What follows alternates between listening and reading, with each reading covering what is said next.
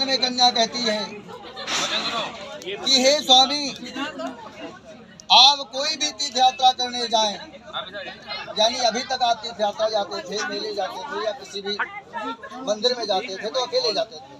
तो कन्या का कहना है कि आप कोई भी तीर्थ यात्रा करने जाएं या किसी प्रकार का व्रत आप रखना चाहें या उस व्रत का आप उद्यापन करना चाहें, तो कन्या कहती है कि तीर्थ यात्रा, व्रत, उद्यापन, यज्ञ और दान आदि कर्मों को यदि मुझे साथ में लेकर करना स्वीकार करें तो मैं आपके वाम भाग में आ जाऊंगी। ये कन्या का पहला वचन है। प्रयागराज अकेले न जाओ, साथ लेके जाओ। कौन बनाए? अब तो मार्ग निकल दो पंडित जी, फागुन लग गो अब तो।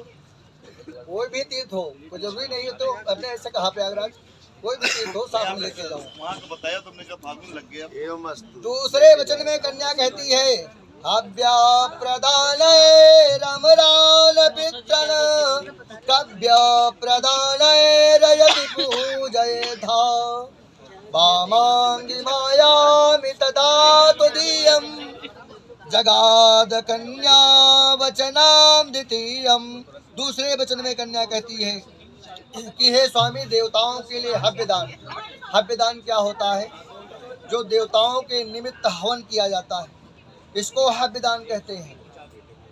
तो देवताओं के लिए हव्यदान और पितरों के लिए कव्यदान।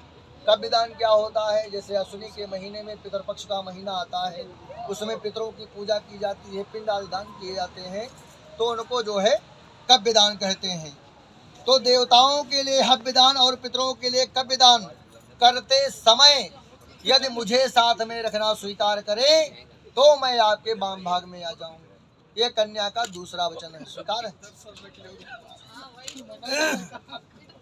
तीसरे वचन में कन्या कहती है, कुटुम्बरक्षा भरणे यदि तुम कुर्याः पशूनां परिपालनं च वामांगी मायामि तदा तुदीयं जगाद कन्या।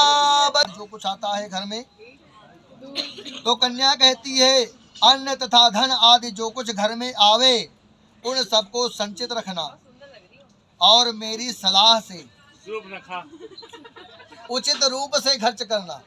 अभी तक तो आप मन मर्जी से खर्चा करते थे, जो भी धन आता था आप चाहे जिसको अपनी मर्जी से कर सकते थे, लेकिन जो भी आप धन लाएंगे वो घर में अर्जित किया जाएगा और बिना सलाह के। छोटा मोटा कार्य तो सभी करते हैं, बड़े कार्य के लिए कहा गया है कि बिना सलाह के धन को आप अर्जित नहीं कर सकते हैं स्वयं।